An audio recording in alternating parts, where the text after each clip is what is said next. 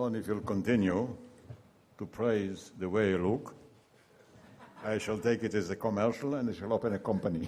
Be careful.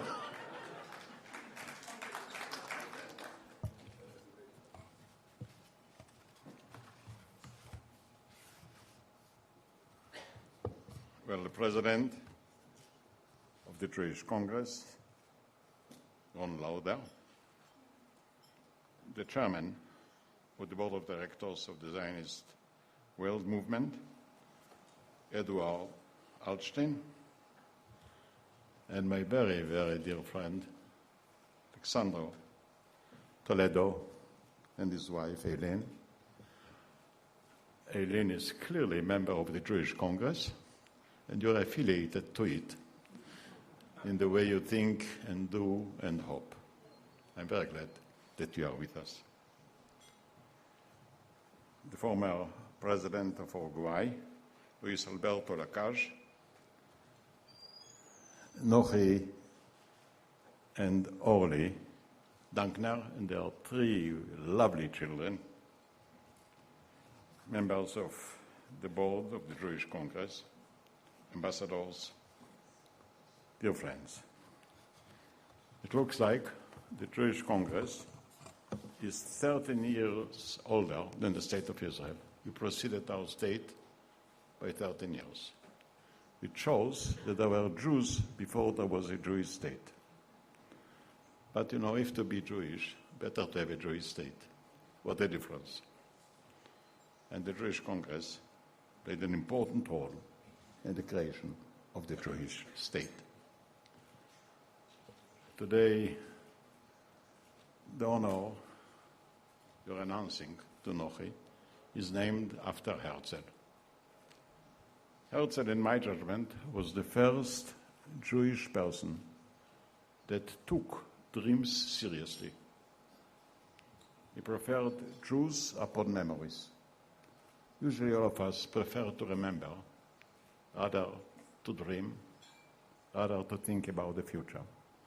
Remembering is pleasant because you really don't remember all the things, but the better part of it.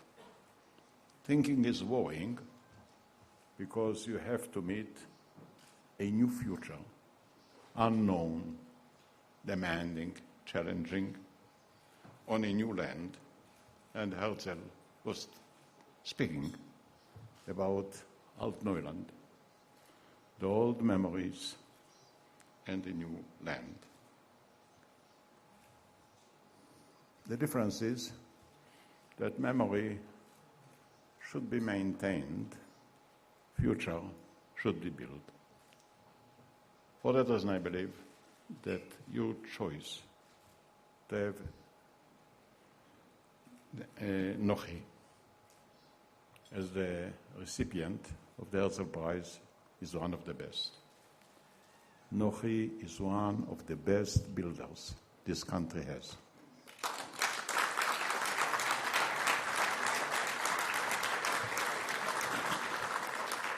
I don't know how much is rich, but I know that Israel with Nochi is richer than Israel without Nochi.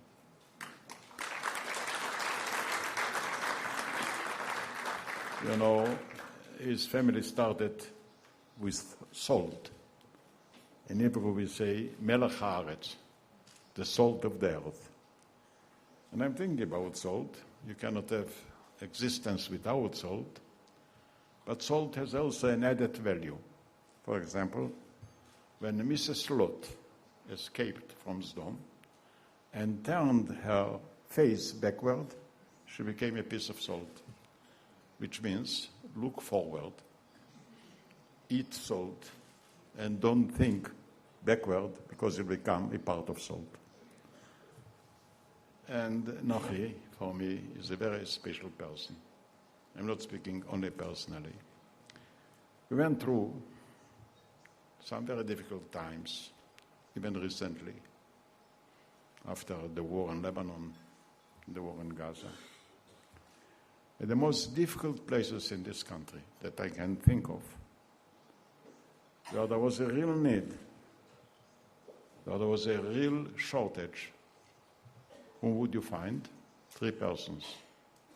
Nochi, Orly, and Zahava, his mother. They didn't send checks. The whole family arrived to Kiryat Shmone, to Ashdod, every place in the Galil.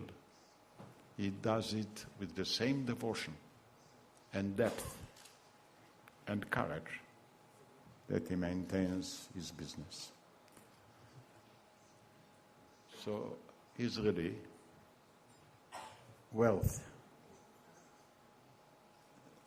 the prize of Herzl for building, because building is building a future. Remembering is remembering a past which is dead, unchanged, impossible to change. And I can't think of any person who looks in the eyes of the future with more clarity, wisdom, and initiative. Nochi, I'm proud that you're getting this prize. You and your family are well proud having it.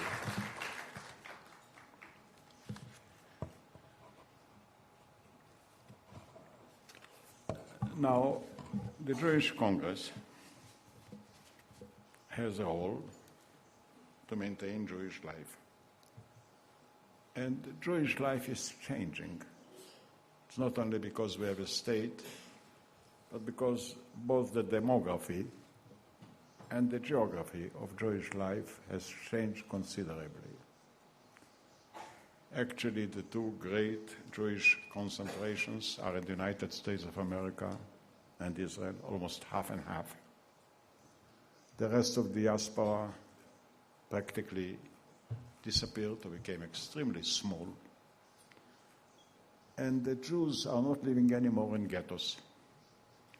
One of our great philosophers, the French philosopher Enkelevich, said once that Jewish life traditionally was run like a subway. We were in a windowless vehicle, so we couldn't see the outside, and nobody could have seen us inside.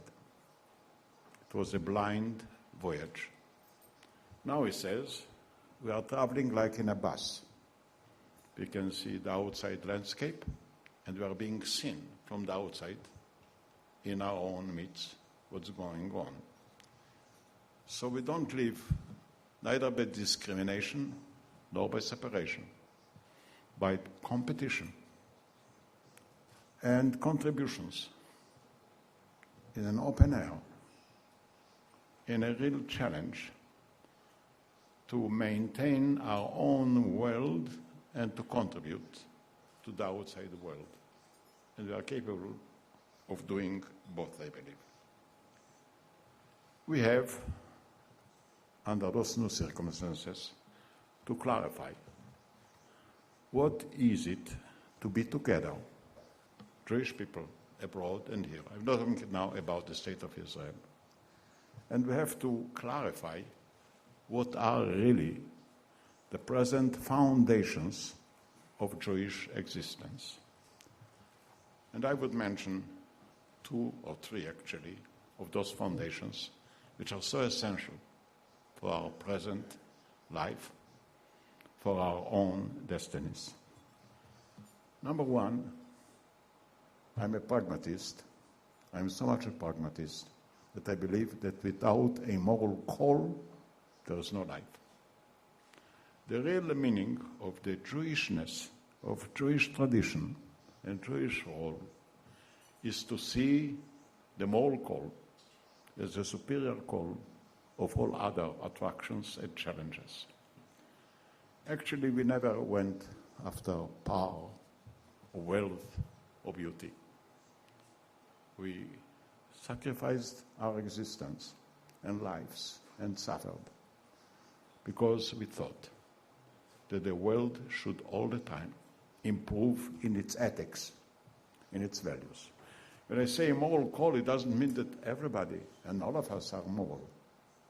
What I mean is that to achieve morality, to be ethical, is the first goal of Jewish life. In politics, in culture, in economy, wherever we go. And we have to put again the importance of values on top of our education. To say all our life we believed that we can have tikkun olam, an improved world. And if I can say jokingly, if somebody asks me what is the greatest contribution of the Jewish people to the rest of the world, I would say dissatisfaction. A good Jew cannot be satisfied because the world is suffering from lack of morality, from lack of values. And the attempt to have it is really the meaning of morality in our life.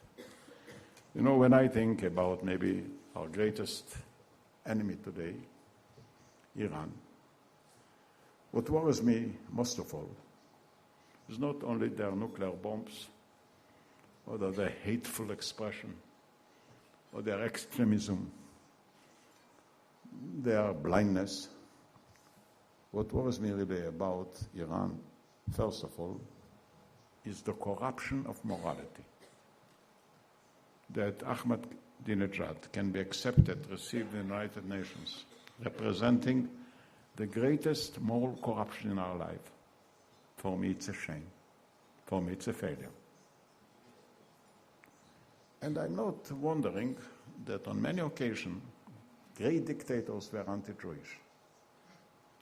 We were the opposite number of their way of running their countries and their life. I'm even asking about Hitler. Why did he try to kill the Jewish people? Were we a danger for him? The German Jewry was quite loyal and contributing, and even patriotic. But the real existence of a nation that will never compromise on its values is a danger to dictators, a danger to freedom, a danger to values. And today, the idol, the model of corruption, more corruption, in my judgment, is the Iranian present leadership. And we have to tell our children that is what we are fighting for. Not just to have a happier life or more comfortable life. We are really fighting because on top of all the other considerations, the right to remain alive is the most important right. Because if you lose your life, what is the value of all other human rights? A dead man doesn't have human rights. And to keep alive, which means not to endanger our other people and not to endanger ourselves, it should be the supreme consideration. Sartre once said that the others are hell. We don't think so. They think that the others, like ourselves, we are born in the image of the Lord. For us, the others are a challenge, not a hell, are a call, not a tragedy. And I think that, and again, must serve as the top basic assumption in order to educate our children. The second thing, I believe, is the thirst to learn. What made the Jewish people all the time an important member and occasionally leader in research, in science, in thought, was they all the time felt some gaps in their ignorances. They felt that we have to learn more. Furthermore, they felt that we have to teach our children more and more. In that respect, we now reached the Jewish time, the Jewish era. Because learning, discovering, innovating is the top occasion of modern life. And again, I am proud that the Jewish state is on the first rank of this devotion.